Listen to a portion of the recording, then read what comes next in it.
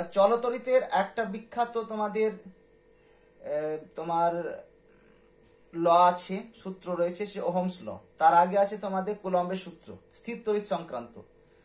তড়িৎ মানে কি বললাম, দুই ধরনের আধান, প্লাস পজিটিভ আধান আর নেগেটিভ আধান, এই দুটোকে এক কথায় তড়িৎ বলি। এটা সঞ্চিত হওয়া মানে কি, সে কার্য করবে, কিছুটা এনার্জি স্টোর করবে, সেটা স্থিতিশক্তি স্থির তড়িতের ক্ষেত্রে। তো আমাদের স্থির তড়িৎ সংক্রান্ত কুলম্বের সূত্র আছে, বিন্দু আধানের ক্ষেত্রে প্রযোজ্য আছে। এফ ভ্যারিজাস Q1 Q2 যেরকম সমীকরণ ছিল, F equals to Q1 Q2 by r square, এটা কুলম্বের সূত্র সিজিএস পদ্ধতিতে। এসআই কত হবে, দুটো বিন্দু আধানের মধ্যে ক্রিয়াশীল বল 1/4 পাই এপসাইলন 0। এপসাইলন 0 মানে শূন্য মাধ্যমে তড়িৎ ভেদ্যতা Q1 Q2 by r square. এখানে একটা ধ্রুবক থাকে, সেই ধ্রুবকের বায়ু মাধ্যমে কত হয়ে যায়, সমানটা অ্যাকচুয়ালি এখানে হবে,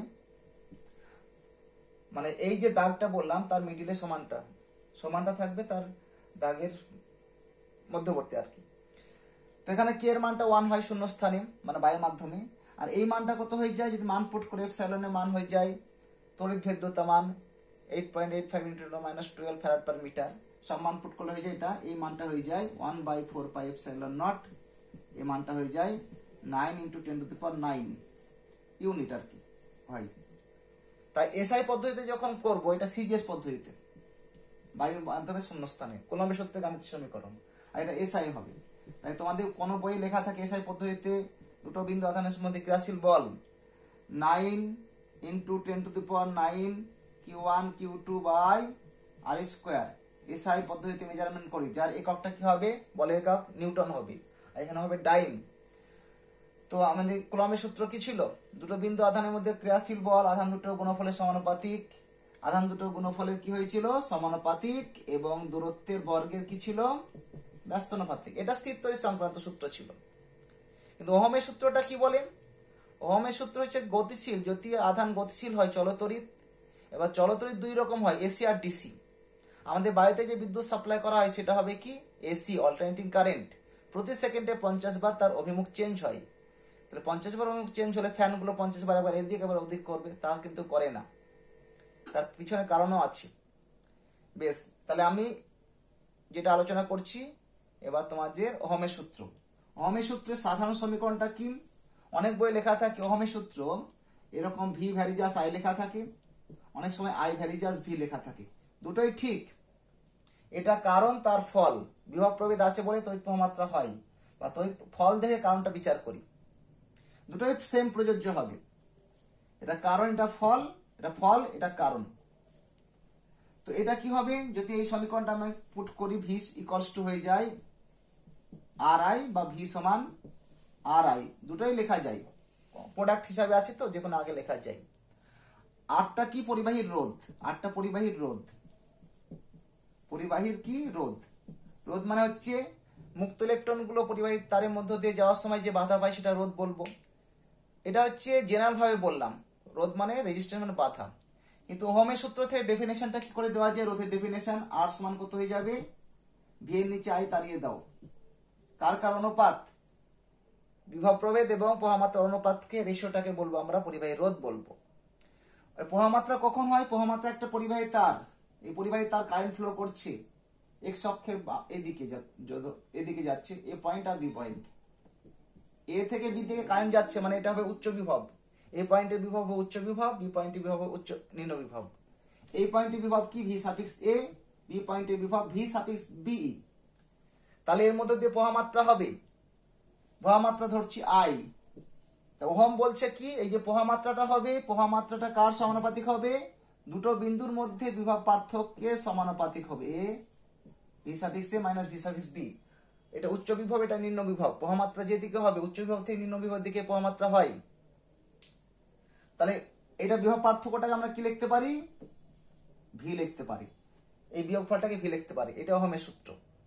কিছু কন্ডিশন ছিল, উষ্ণতা অন্যান্য ভৌত অবস্থা অপরিবর্তিত থাকলে পরিবাহী তড়িৎ প্রবাহমাত্রা দুই প্রান্তিক বিভব পার্থক্যের সমানুপাতিক, বা প্রবাহমাত্রা দুই প্রান্তিক বিভব পার্থক্যের সমানুপাতিক, এটা হচ্ছে ওহমের সূত্র। উষ্ণতা কেন বললো, উষ্ণতা বাড়লে যে প্রবাহমাত্রা চেঞ্জ হয়ে যায়, কেন চেঞ্জ হয়ে যায়, উষ্ণতা বাড়লে এই দুটো বিন্দুর মধ্যে রেজিস্ট্যান্স চেঞ্জ হয়ে যায়, রেজিস্ট্যান্স বাড়ে, উষ্ণতা বাড়লে পরিবাহী রোধ বাড়ে। কেন বাড়ে?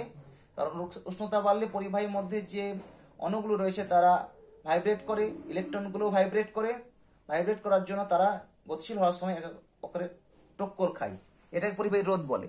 একটা মজার ব্যাপার, ধরো আমি সুইচ অন করলাম, সুইচ অন করে ফ্যান বা লাইট চলছে, তাহলে যদি ডিসির ক্ষেত্রে বলি, সেই ওখান থেকে ইলেকট্রনটা একটা বলবো বাল্বে বা ওই যে ফ্যানে ইলেকট্রনটা যেতে কয়েক ঘন্টা সময় লাগবে, কিন্তু সুইচ অন করার সঙ্গে সঙ্গে কিন্তু কয়েক ঘন্টা পরে কি ফ্যান বা লাইট চলে? তা চলে না, সঙ্গে সঙ্গে চলে।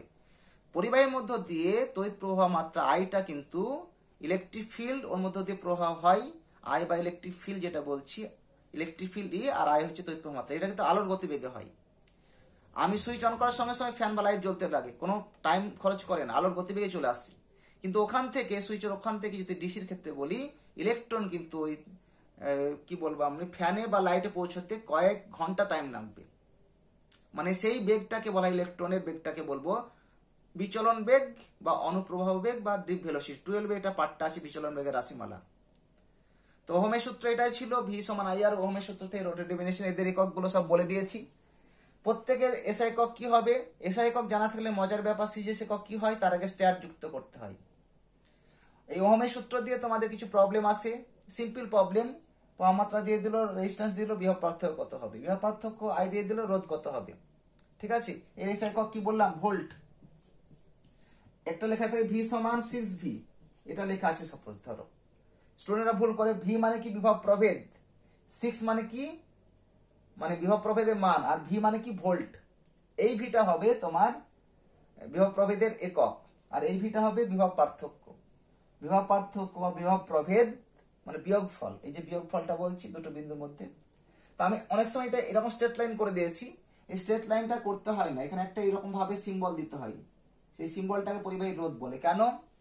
এই সিম্বলটা দেওয়ার মানে কোন একটা ব্যাটারিতে যদি আমি প্লাস আর মাইনাস দুটো মেরু থাকে, ডিরেক্ট যদি একটা পরিবাহী তার দিয়ে যুক্ত করি, তাহলে ওখানে তড়িৎ প্রবাহ মাত্রা মান খুব বেড়ে যাবে, তারটা গরম হয়ে পুড়ে যাবে জুলের সূত্র অনুযায়ী, H=I²RT অনুসারে।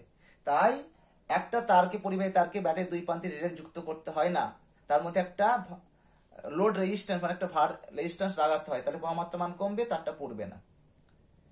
ঠিক আছে, এই পার্টগুলো আছে বিষয়গুলো। আর কি বলতে গেলাম, বেশ পরে নেক্সট ভিডিওতে আসবো, ভিডিওটা বড় হয়ে যাচ্ছে। তাহলে ওহমের সূত্র একটা ইম্পর্টেন্ট কোশ্চেন। ওহমের সূত্র তার গাণিতিক রূপ, এই গাণিতিক রূপটা একটু ভালো করে দেখাতে হবে, এই ব্যাপার হলো। নেক্সট তোমাদের আসছি অ্যাপ্লিকেশন, চলে আসছি তোমাদের জুলের সূত্রের।